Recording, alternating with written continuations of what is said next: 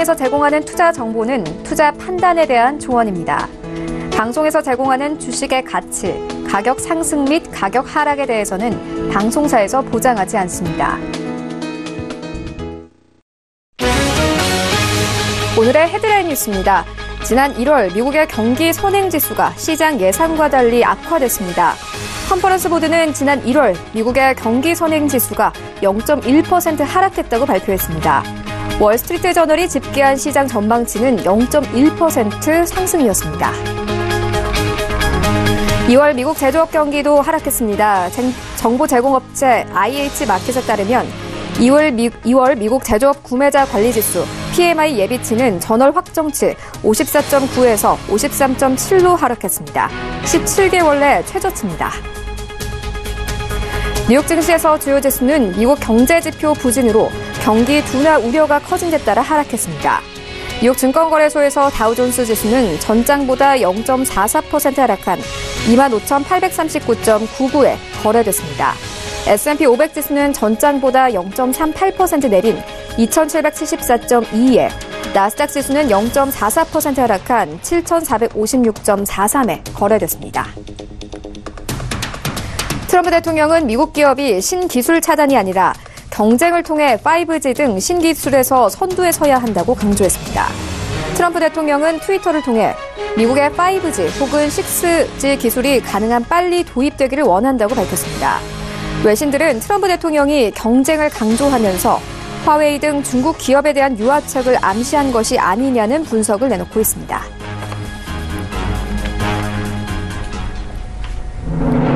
시청자 여러분 안녕하십니까? 출발 증시와이드 1부 시작합니다. 최유은입니다. 어제 우리 시장 코스피와 코스닥 양지수 모두 하락하면서 마감이 됐습니다. 코스피 같은 경우에는 2220선에서 마감이 됐고요. 코스닥 시장 같은 경우에는 740선 안착하면서 마감이 됐습니다.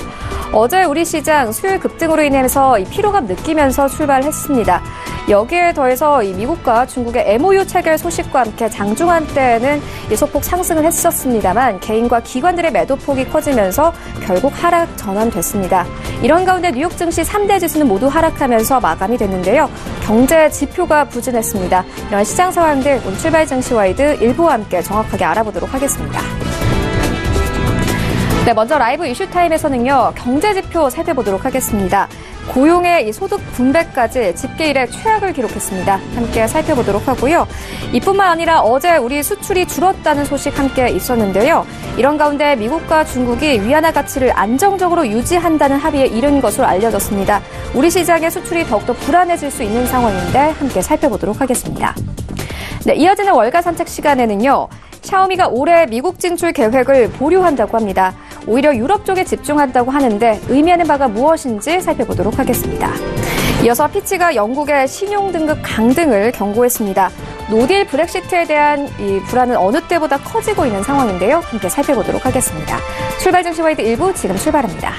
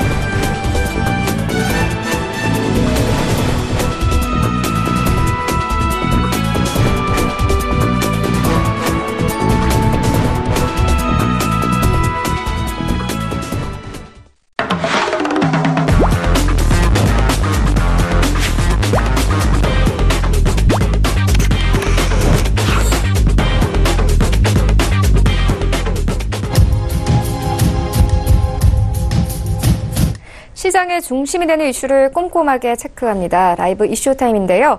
펠리즈 투자인리서치 김민수 대표 모셨습니다. 안녕하십니까? 안녕하십니까? 네, 먼저 첫 번째 이슈부터 시작을 해보도록 하겠습니다.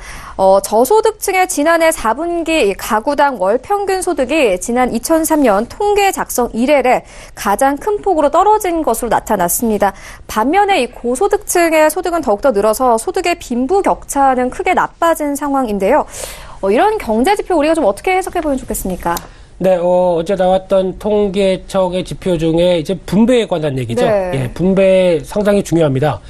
같은 경제의 성과가 나왔을 때 이를 얼만큼 누가 과를 가져가느냐에 따른 여러 가지 부분으로 해석하는 부분들인데, 네. 일단 여기서 나타날 때 혹시 앵커님 독서 좋아하시죠? 네. 당연히 이제 지적인 그런 생활을 누리시는 걸로 알고 있기 때문에. 네. 네. 그래서 최근에 한 1, 2년 전부터 유행하셨던 이 토마 피케티라는 분 아십니까? 네. 네? 네, 알겠습니다. 네, 개인적으로 네. 연락하고 전화하고. 그런 거 아닌데. 네, 그분은 갑자기 말씀을 왜 꺼내신 거죠? 네, 그분의 저서가 중요한 게 있죠. 21세기 자본론 관련된 쪽에서 이제 분배에 대한 여러 가지 얘기를 하면서 네. 또 하나 최근에 작년에 나왔던 책입니다.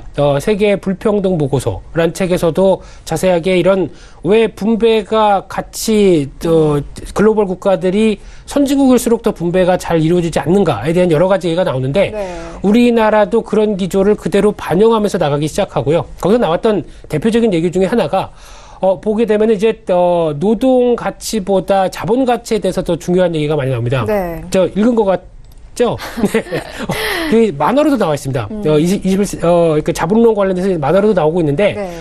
읽다가 계속 한 중반쯤에서 계속 졸리더라고요. 만화도 졸립니다. 네. 네. 그래서 이제 내용을 요약해서 말씀드린다고 네. 한다면은, 그러니까 지금, 이제 경제가 발전해서 선진국으로 갈수록 이제 나오는 경제 고도화 쪽에서는 노동의 가치보다 이제 자본의 가치가 더 중요시되는 이런 현상들이 나오면서 나오는 파장들에 대해서 많이 얘기가 나오지 않나. 네. 쪽이다 보니까 국내에서도 이런 변화가 나오기 시작한다고 봐야 될 것 같고요. 그런 차원에서 이제 어제 나왔던 얘기들을 살펴보게 되면은 이제 전국의 가계 실질 소득은 그래도 늘었습니다. 한 1.8% 늘면서 2012년도 4분기 이후에 최대폭이고 5분기 연속 증가세가 된다는 쪽에서 봤을 때는 저희가 보통 평균이라고 얘기하죠.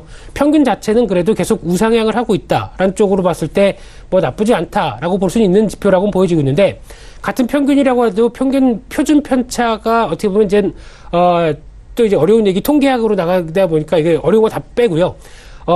크게 일어나는 부분, 즉 상승폭이 큰 부분과 하락폭이 큰 부분이 다 합쳐져도 통계는 우상향으로 됩니다. 그렇다는 얘기는 지금 나오고 있는 흐름을 봤었을 때 이제 소득 상위의 20%라고 하는, 그러니까 즉 잘 버시는 분들이 오히려 더 많이 벌고 못 버시는 분들이 더 많이 버는, 이 격차가 벌어진다고 하더라도 잘 나가시는 분들이 더 많이 벌다 보니까 평균이 올라가는 현상들이 나오고 있다는 쪽에서 약간 좀 어떻게 보면 다시 되돌아봐야 될 흐름이 아닌가 생각되고 있기 때문에 당연히 소득 상위시죠? 네, 자신 있게 얘기를, 네. 저 당황한 거 보셨나요? 예, 살짝 봤습니다만, 그래서 빨리 넘어가겠습니다. 네. 그래서 이런 쪽으로 봤었을 때 일단, 가장 중요한 게 이런, 소득의 재분배가 제대로 이루어지지 않게 되면은 당연히 사회에서 불안정 요인이 커질 수밖에 없고요. 네. 불만의 목소리가 커진다고 한다면은 여러 가지 사회를 끌고, 이어가는데, 불안 요인이 될 수밖에 없다라는 쪽으로 바라보고 있는데, 이런 지표가 한 2017년도부터 벌어지기 시작합니다. 그러니까 모두 다 같이 잘 사는 게 아니라 하위 쪽은 좀 더 못 벌고 상위 쪽은 좀 더 잘 버는 현상들이 나오는 이런 기조가 나오기 때문에 아무래도 계속 좀 지켜봐야 되는 지표다라는 쪽으로 보여지고 있고요. 그러다 보니까 이제 정부가 하는 역할은 일단 많이 버는 사람들을 약간 좀 더 세금을 걷어다가 좀 덜 버는, 더 악화되는 쪽의 사람들을 좀 끌어올리는 역할들을 해야 되겠죠. 그런 쪽으로 봤었을 때 계속 나오는 복지에 대한 얘기들이 계속 나오는 부분들이 여기서 이제 가장 또 힘을 얻는다라고 봐야 될 것 같고요. 그런 차원으로 봤었을 때 최근 들어서 나오는 뭐 아동수당이나 그리고 또 노인 일자리 확대, 그리고 네. 또 실업수당 확대라든가 기초연금 같은, 뭐 제가 정부에서 나온 사람은 아닙니다만은 이런 쪽으로 하는 거는 당연한 선진국도 마찬가지겠지만 정부의 역할입니다. 네. 그런 쪽으로 나와서 이 소득 여건을 개선시키는 쪽으로 올해 초부터 계속 또 여러 가지 얘기가 나오고 있다 보니까 네. 이런 부분들이 좀 많이 개선되지 않을까라고 생각하고 있는데 가장 큰 핵심은 고용이겠죠. 무엇보다 고용 쪽에 민감한 쪽이 아무래도 하위 계층에 있는 분들이다 보니까 그를 통해서 지금 나오고 있는 지표들이 많이 안 좋은 쪽으로 나오고 있는데 대표적으로 상용직은 늘어나는데 어떻게 보면 임시직이 감소하고 있다라는 쪽에 대한 여러 가지 고용의 질이 안 좋은 모습들도 이를 반영한다고 봐야 되겠죠. 그런 차원으로 봤었을 때 일단 가장 중요한 부분들은 정부가 해야 될 첫 번째는 고용 관련된 안정을 늘려야 되는 걸 거고 두 번째는 그래도 복지를 그래가지고 생활 안정과 관련된 며칠 전에 대통령에서도 올해 여러 가지 역점 사업 중에 하나로 말씀을 하셨었죠. 네. 그러다 보니까 이런 어떤 생활 안정을 위한 복지 쪽의 흐름들을 좀 더 증가시키는 이런 변화가 나와야 그래도 하위 계층을 끌고 같이 올라갈 수가 있다라는 쪽에 대한 변화를 보셨으면 좋겠고요. 그런 차원에서 봤었을 때 특히 지금 또 나온 데이터 중에 하나 좀 특이한 게 근로소득은 6.2% 늘었습니다. 돈 많이 벌었네요. 네. 연봉이 계속 올라간다는 현실은 여기서 좀 나오지 않나 생각되고 있는데, 네. 웃프신가요? 아니면 동참하고 계신가요? 저는 노코멘트 하겠습니다. 아, 네, 알겠습니다. 네. 사장님, 소문기TV 사장님, 앵커님이 노코멘트 하신답니다. 많이 좀 챙겨주십시오. 네.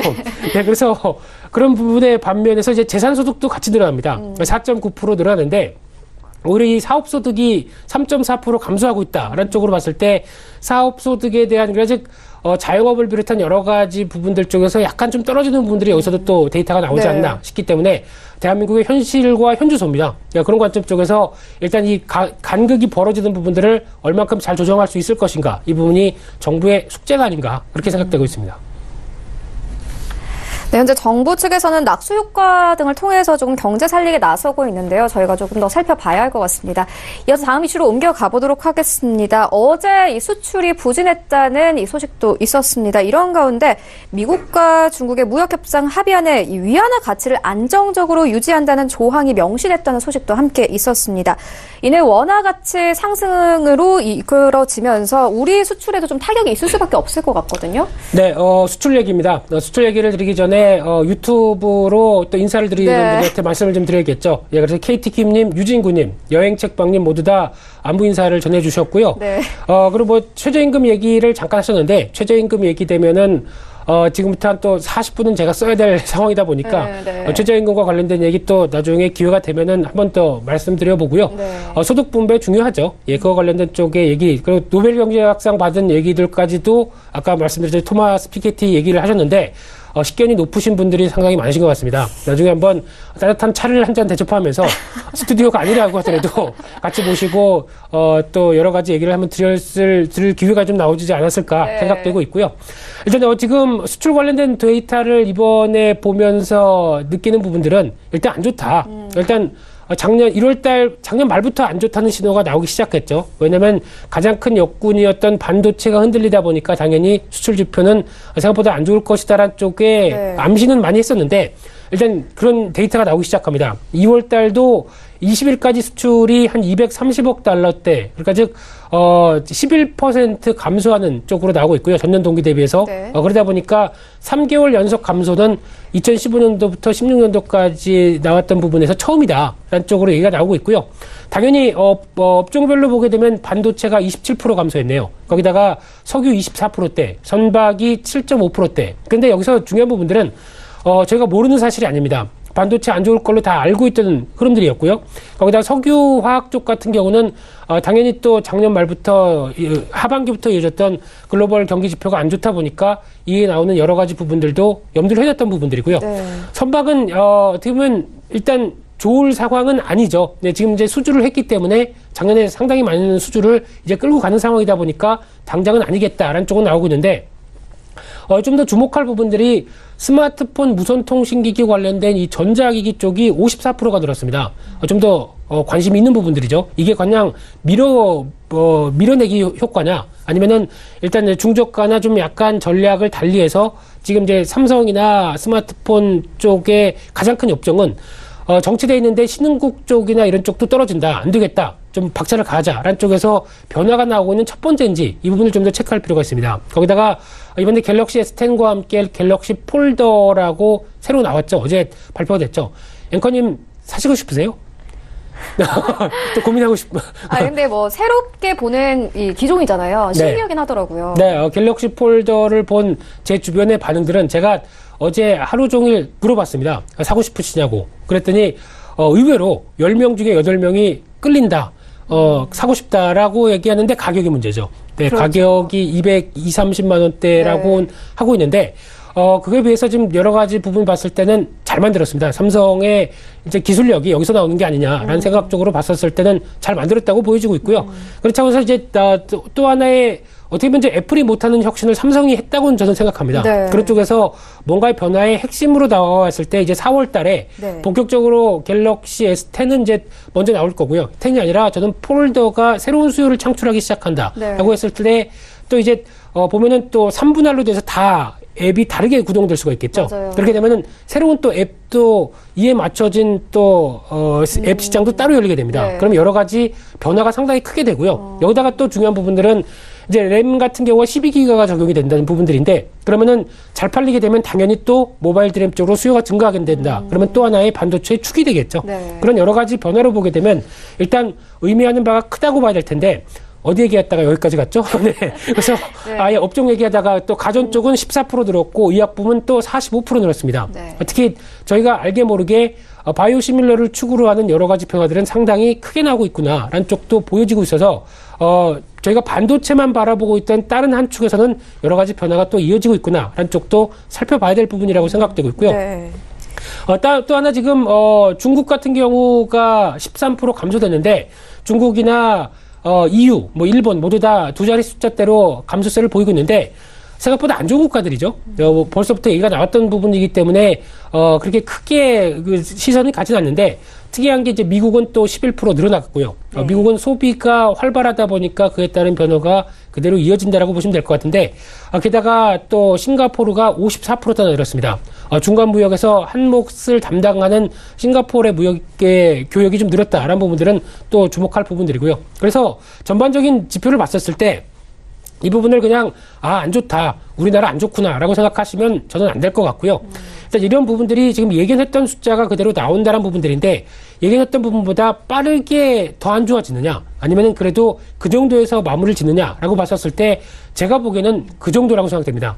마무리 짓는 정도가 예상했던 수준 정도가 아닐까 생각되고 있는데 그런 차원에서 봤었을 때 앞서 이제 중국과의 관계 쪽에서 중국이 위안화와 관련된 안정된 쪽으로 나오기 시작한다. 그러면은 이제 미중 간의 무역 분쟁이 합의가 돼서 이제 중국의 위안화가 이제 강세로 가기 시작하겠죠. 좀 안정권으로 들어오기 시작하게 되면 우리나라의 가장 큰 호재겠죠. 이런 부분들은 지금이 아니라 앞으로 잘 될 거다라는 쪽에서 무게를 두고 또 하반기에 대한 기대감 쪽에서 무게를 둔다라고 하게 되면 지금 여기보다 더 안 좋아질까?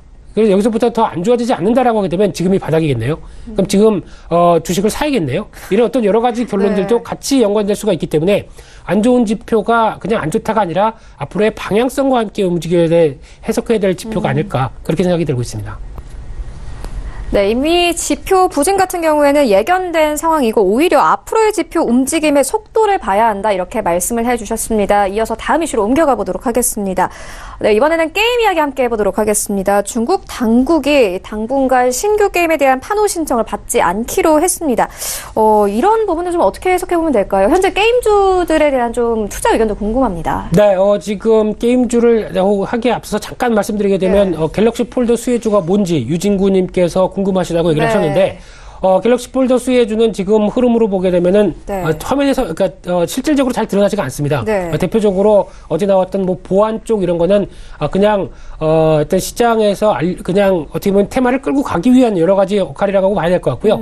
수요가 늘어나면서 나올 수 있는 변화들은 이제 부품 쪽에서 새롭게 진입하는 여러 가지 흐름들이겠죠. 네. 근데 그 중에서 지금 아직 제가 데이터를 완벽하게 해서 그러니까 어디 나와서 이제 들어가는 부품들 이제 이런 쪽으로 나올 텐데, 또 시간이 된다고 한다면 그쪽은 다시 한번 또 정리를 해서 말씀드릴 쪽으로 해야 될 것 같고요. 네. 아마 좀 한 단계 고급화된 하이엔드급의 부품 쪽이 많이 쓰인다라는 쪽으로 저는 생각을 하고 있는데, 네. 그 관련된 부분들은 조금 더 살펴봐야 될 걸로 보여지고 있고요. 네. 그와 관련돼서 이제 또 게임주 얘기겠죠. 네. 또 이제 게임 관련된 쪽은 일단 지금 판호 신청 접수를 중단했다. 이 뉴스는 그렇게 크게 영향을 안 끼친다고 생각됩니다. 네. 왜냐하면 지금 중국도 공무원들이 상당히 일을 많이 하고 있는데 지금 대기하고 있는 것만 8,000개라고 합니다. 네. 이거 언제 다 심사합니까? 그러다 보니까 머리가 많이 아프다. 우리 좀 살려달라라는 관점 쪽에서 일단 당분간 안 받는다고 봐야 될 것 같고요. 대부분의 국내 게임 업체들은 다 벌써 작년에 들어갔다는 얘기다 보니까 기다리고 있다. 하지만 이런 뉴스를 보게 되면 많이 일하려고 공무원이 일하는 시간이 필요하다 보니까 좀 지연되겠다라는 우려감은 좀 높다고 봐야 될 것 같고요. 네. 게임주를 바라볼 때 이런 파노 쪽은 여전히 가능성의 타진이 나오는데 네. 가장 중요한 게 이제 지금 넥슨 관련된 얘기가 또 중요하겠죠. 네. 그래서 넥슨의 인수 여파가 어떻게 되는지 또 넷마블과 뭐 카카오나 여러 가지 쪽에서 이제 인수전과 관련된 얘기들을 좀 더 지켜볼 필요가 있을 것 같고요. 네. 또 신작과 관련된 라인업이 제대로 잘 진행이 되는지 이 부분에 대해서도 눈여겨볼 부분이 있는데 제가 보기에는 지금 게임주 중에서 딱 하나 관심 있게 봐야 될 쪽은 컴투스라고 생각합니다. 어제 갤럭시 S10을 공개하면서 그래도 시연장에서 게임을 시연했던 대표작이 이 서머너스 월 괜찮습니까? 그러니까 소환사의 전쟁이죠. 이건 제 후배가 상당히 즐겨하는 게임이고 벌써 5년 전부터 게임을 해왔던 상황인데 현질도 많이 하더라고요. 그러면서 네. 거의 지금 끌고 가는 게임이다 보니까 관심 있게 좀 봤던 흐름들인데 인기가 사그라들지 않습니다. 근데 이번에 나왔던 게임은 100년 전쟁이라고 하면서 새로운 그러니까 지금 업그레이드가 이어지는 단계 쪽에서 변화를 보여줬던 상황들인데 어제 직접 시연을 하는데 상당히 저는 눈길이 좀 가긴 가더라고요. 그런 관점 쪽으로 봤을 때 시연장에서 직접 게임을 이렇게 보여주고 거기서 좀 나왔다라는 관점이라고 되면 앞으로 된 기대감이 좀 더 크지 않을까라고 생각 들고 있는데 네. 마찬가지로 게임 영역도 앞으로는 이 앞서 말씀드렸던 갤럭시 폴더 폰이 새로운 영역을 차지한다. 그러면은 쉽게 얘기하면 과거에 닌텐도 같은 경우도 그런 경우가 나왔었죠. 닌텐도도 지금 닌텐도 게임의 작은 소형기 안으로 들어가면서 그에 맞춰진 게임들이 개발이 돼서 그에 따라서 새로운 시장을 창출했습니다. 네. 마찬가지로 이 갤럭시 폴더 폰이 또 유행하고 네. 이 폴더가 이제 어느 정도 또 자리를 잡기 시작한다. 그러면 그에 맞춰진 앱들도 활발하게 개발이 되겠죠. 그 중에 하나의 또 주축이 이런 어떤 게임 쪽이다라고 하게 되면 그를 얼마만큼 잘 삼성과 연계해서 게임을 개발할 수 있는 능력을 갖고 있느냐 한쪽으로 봤었을 때 이번에 컴투스가 보여준 능력은 그에 가까이 가고 있다는 쪽으로 봤을 때 오히려 모바일 게임이 이제 또 다른 핵심으로 나온 상황 쪽에서 NC소프트보다는 컴투스가 더 주목을 받을 수 있는 요인들이 아닐까라는 쪽도 살짝 어제 느꼈던 흐름들인데 게임 관련된 쪽에 대한 변화들은 아마 또 기대감으로 움직인다라고 하게 되면 컴투스에 대한 변화가 좀 더 눈에 떠야 되지 않을까라는 쪽으로 바라보고 있고요. 그런 쪽에서 올해도 여전히 신작 라인업들을 작년부터 NC소프트를 비롯해서 많이 공개를 했는데 네. 그런 부분들이 어떤 여러 가지 차질 없이 그대로 좀 진행이 될 수 있을까? 이 부분이 네. 또 중요한 변화라고 봐야 될 걸로 보여지고 있습니다. 네, 현재 이 심사를 대기 중인 게임들이 많기 때문에 판호가 잠시 중단된 거지 오히려 게임주 좀 눈여겨봐야 한다 이렇게 말씀을 해주셨습니다. 지금까지 펠리즈 투자인리서치 김민수 대표와 함께했습니다. 고맙습니다. 네, 감사합니다.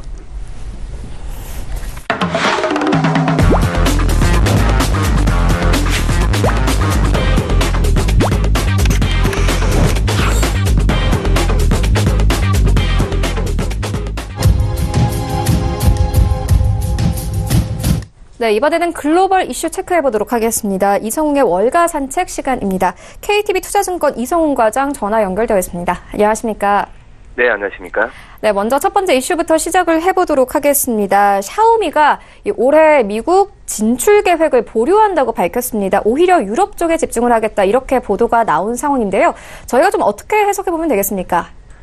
네, 샤오미가 올해 미국 진출 계획 보류하기로 했습니다. 미국과 중국의 무역 전쟁과 또 미국의 노골적으로 하웨이에 대한 어떤 제재가 영향을 미친 것으로 보여지고 있는데요. 우선 레이 진이죠. 샤오미 최고 경영자 그 CEO는 니혼게이자 신문과의 인터뷰에서 이 같은 계획을 밝혔는데요. 샤오미는 작년까지만 하더라도 2018년 말 그리고 2019년 초를 목표로 미국 시장 진출을 준비하고 있었습니다. 우선 미국의 연방통신위원회는 작년 4월에 중국의 통신 장비를 쓰는 업체에 대해서 이 보조금 지급 금지를 결정했고 작년 8월에 미국 의회는 국방권한법을 발의하면서 하웨이와 ZTE 같은 중국의 5개 ICT 기업의 미국 진출을 막았습니다. 이 샤오미는 미국 진출이 금지된 5개 기업에는 속하지 않았는데 이 미국과 중국의 무역 전쟁이 지속되고 있다는 점을 감안하면서 신중한 자세를 보이고 있는 것 같다고 이렇게 부인했고요. 우선 중국 기업이 그 대미 투자에 느끼는 불안감은 지표로도 좀 드러나는데, 우선 중국의 그 싱크탱크인 사회과학원 세계경제정치연구소가 발표한 2019년 중국의 해외 투자국 위험 등급 평가 보고서에 따르면 이 미국의 투자 환경 순위는 작년 전체 57개 조사 대상국 가운데 4위였는데, 이 미국과 중국의 무역 전쟁을 겪으며 올해는 10개 단위나 하락한 14위를 좀 기록했습니다. 이 투자 안전 등급도 폴란드, 러시아와 비슷한 A를 좀 받았는데요. 보고서에서는 이제 중국 투자자들에게 미국의 투자 환경 매우 심각한 것으로 여겨진다고 얘기했고요. 이 도널드 트럼프 미국 행정부가 외국 자본의 미국 기업 인수에 대한 심사를 강화하면서 이 중국의 대미 투자 전망을 닦지 않았다고 좀 평가했습니다. 샤오미는 이제 미국을 제외한 해외 시장 공략에는 박차를 가할 계획인데요. 특히 레이 CEO 같은 경우에는 올해 유럽 시장에 집중할 계획이라고 밝혔는데, 샤오미는 우선 스페인을 시작으로 영국, 프랑스, 이탈리아 진출하면서 2018년 유럽 스마트폰 시장에서 4위를 좀 기록했습니다. 샤오미는 2014년 처음으로 해외 시장에 진출하면서 이 저렴한 가격과 높은 성능을 바탕으로 점유율을 높여가고 있는데요. 2014년 인도 시장에 뛰어들면서 3년 만에 삼성전자를 제치고 1위에 등극했고요. 이어 화교가 많은 인도네시아, 태국, 필리핀 등이 좀 진출했습니다. 이 샤오미 전체 매출에서 해외 판매량이 차지하는 비중은 2018년 3분기 기준 44%인데요. 이 CEO가 밝혔던 내용에 따르면 세계 30개국에서 스마트폰 점유율 5위 안에 들어갔고, 곧 해외 매출이나 중국 내 매출을 넘어설 것이라고 이제 밝혔습니다. 샤오미가 해외 진출에 속도를 내는 이유는 샤오미 생태계라고 불리는 네트워크를 전 세계에 구축하기 위한 거라고 밝혔고요. 샤오미는 대다수 제품을 직접 개발하지 않고 중소기업이나 스타트업 제품에 샤오미 브랜드를 입히고 유통을 대신해주는 구조라고 좀 밝혔습니다. 우선 이 제품들은 스마트폰 중심으로 하나의 네트워크를 연결하면서 상호작용을 한다라고 얘기했고요. 샤오미는 이런 방식으로 약 210여 개의 제조사와 연계하면서 AI, 그러니까 인공지능 스피커나 텔레비전, 또 에어컨, 체증기 같은 1,600개 이상의 제품을 판매하고 있습니다. 샤오미는 향후 5년간 인공지능과 샤물 인터넷 분야에 100억 원, 우리나라 돈으로 1조 6,400억 원을 투자할 계획인데요. 레이 CEO는 밝혔던 내용에 따르면 이 투자를 늘려서 세계 시장을 주도하겠다라고 강조했고, 현재 샤오미 전체 매출 중 스마트폰 비중은 70% 정도인데, 이 투자 확대를 통해서 샤오미의 생태계를 더 공고히 구축하는 것으로 이 비스마트폰 매출비를 올리겠다라는 구상입니다. 한편 샤오미는 20일 신형 스마트폰 샤오미 9을 발표했는데요. 우선 동영상 성능은 세계 최고 수준이라고 CEO는 약간 그 자랑스러운 말을 했고, 애플을 뛰어넘었다라고까지 자부를 했습니다. 주력 모델 가격은 2,999위안, 우리나라 돈 약 50만 원 정도라고 좀 밝혔습니다. 네, 트럼프가 간밤에 화웨이에 대한 이 유화책을 암시하기도 했는데요. 분위기가 계속 바뀌고 있는 만큼 뉴스플로우 따라가 보면 좋을 것 같습니다. 이어서 유럽 이슈로 옮겨가 보도록 하겠습니다. 이 피치가 영국의 신용 등급 강등을 예고하고 나섰습니다. 노딜 브렉시트에 대한 불안감은 그 어느 때보다도 커지고 있습니다. 자세한 상황 좀 짚어봐 주시죠. 네, 글로벌 신용평가사 피치가 영국이 아무런 합의 없이 유럽연합을 떠나는 그런 노딜 브렉시트가 많이 현실화된다고 한다면 영국의 국가 신용 등을 강등될 수 있음을 좀 시사했습니다. 우선 파이낸셜 타임즈에 따르면 이 피치는 이날 그 발표한 보고서에서 영국의 국가 신용 등급 IDR이죠. 이 IDR 관찰 상태를 부정적 관찰 상태로 편입한다고 좀 밝혔는데요. 피치는 이번 조치가 최근 브렉시트 진행 과정에 대한 불확실성이 좀 고조되고 노딜 브렉시트에 대한 위험이 커진 것을 반영한 결과라고 설명했고요. 이는 노딜 브렉시트 현실화실 현재 AA인 영국의 국가신용 등급이 강등될 가능성이 커졌음을 좀 뜻합니다.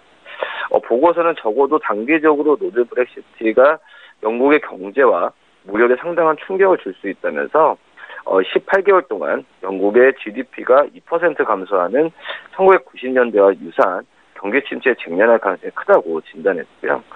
당초 보고서 업데이트 일자가 4월 26일이었기 때문에 이번에 의견 표시는 이례적인 일로 받아들여집니다. 보고서는 다음 예정된 검토회까지 기다리는 것이 부적절하다고 여겨질 정도로 중대한 변화가 있었다라고 좀 판단했다라고 좀 설명했고요. 피치는 지난 2013년이죠.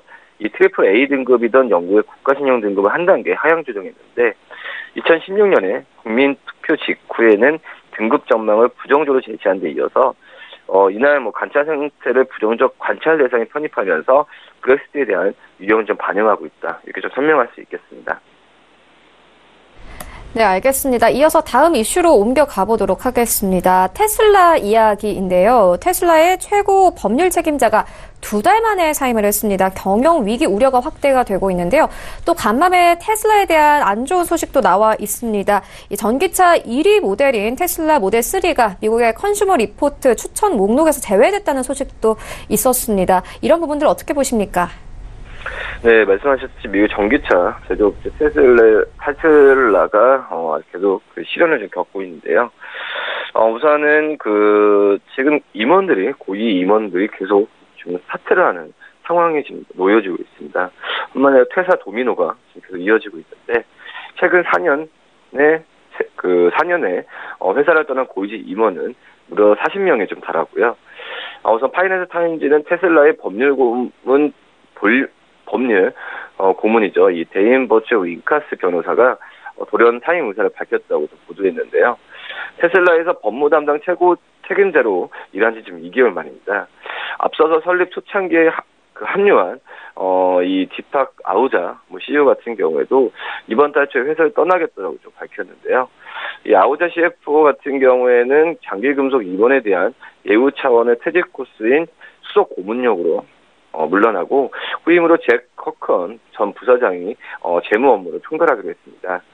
테슬라가 발표한 성명에서 이 버츠 윙카스 변호사는 후임인 조나단 장의 리더십을 오랫동안 지켜봐왔고 굉장한 믿음을 가지고 있다고 밝혔는데 퇴사를 결심한 이유에 대해서는 답하진 않았습니다.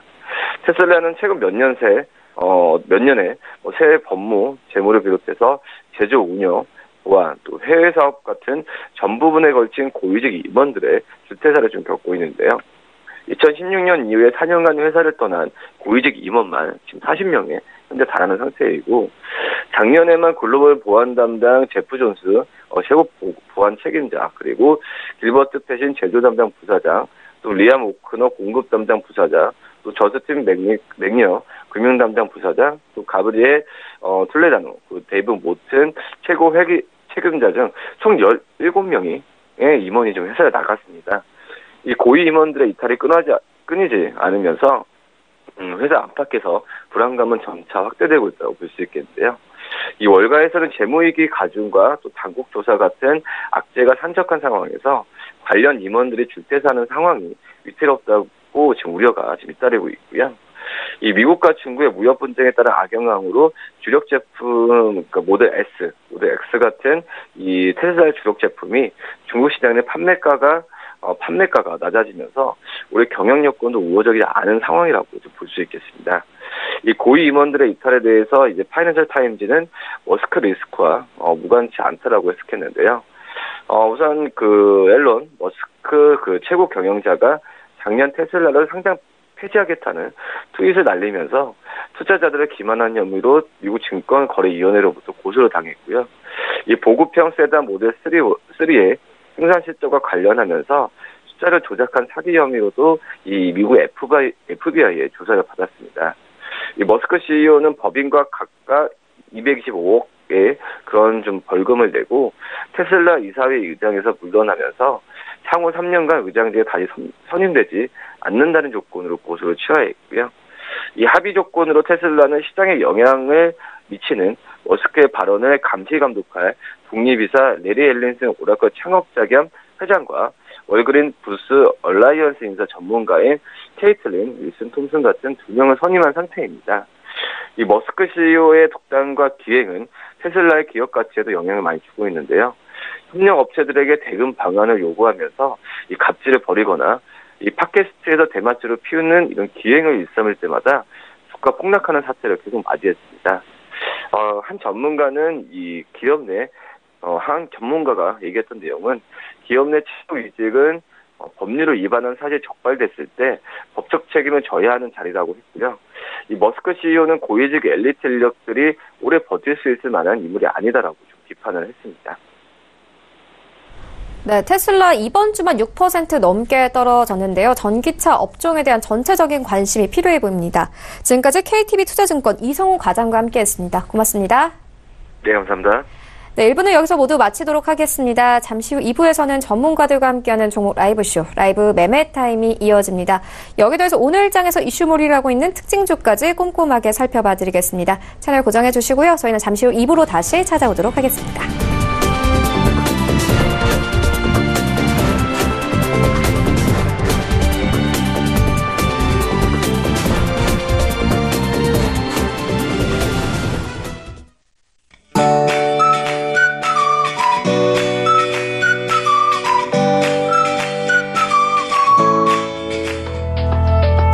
안녕하세요. K웨더 라이프스타일 리뷰 박유라입니다. 오늘 마스크 챙기셨죠? 반드시 착용하셔야겠습니다. 입자가 작아 폐에서도 걸러지지 않는 고농도의 미세먼지가 높게 나타나겠는데요. 전국적으로 나쁨, 강원, 영동은 한때 나쁨 단계를 보이겠습니다. 바깥 활동 되도록 피하시고요. 먼지가 잘 배출될 수 있도록 수분 섭취 충분히 해주셔야겠습니다. 갈수록 날이 따뜻해지고 있습니다. 봄이 다가오는 게 실감이 나는데요. 주말 사이에는 서울의 낮 기온이 10도 안팎까지 오를 것으로 보입니다. 다만 보시는 것처럼 아침 저녁으론 기온이 10도 이상 크게 떨어져 쌀쌀해지는데요. 큰 일교차에는 주의하셔야겠습니다. 오늘은 동해상에 위치한 고기압의 가장자리에 들겠고요. 제주도는 제주 남쪽 해상을 지나는 기압골의 영향을 받겠습니다. 다음은 자세한 지역별 날씨입니다. 중부지방 구름 많은 가운데 종일 미세먼지 농도가 높게 오르겠습니다. 낮 기온 서울 8도, 대전 9도로 포근하겠습니다. 동해안 구름 많은 하늘이 예상되고요. 낮 최고기온 강릉과 울진 11도까지 오르겠습니다. 남부지방 가끔 구름 많다가 오전에 남해안과 제주도는 흐려지겠고요. 제주도는 오후 한때 비나 눈이 내릴 것으로 보입니다. 바다의 물결은 최고 3m까지 높게 일겠고요. 그 밖의 해상은 잔잔하게 일겠습니다. 내일은 강원 영동에 비나 눈이 오겠고요. 그 밖의 날은 가끔 구름만 지나는 가운데 일교차가 크게 벌어지겠습니다. 날씨였습니다.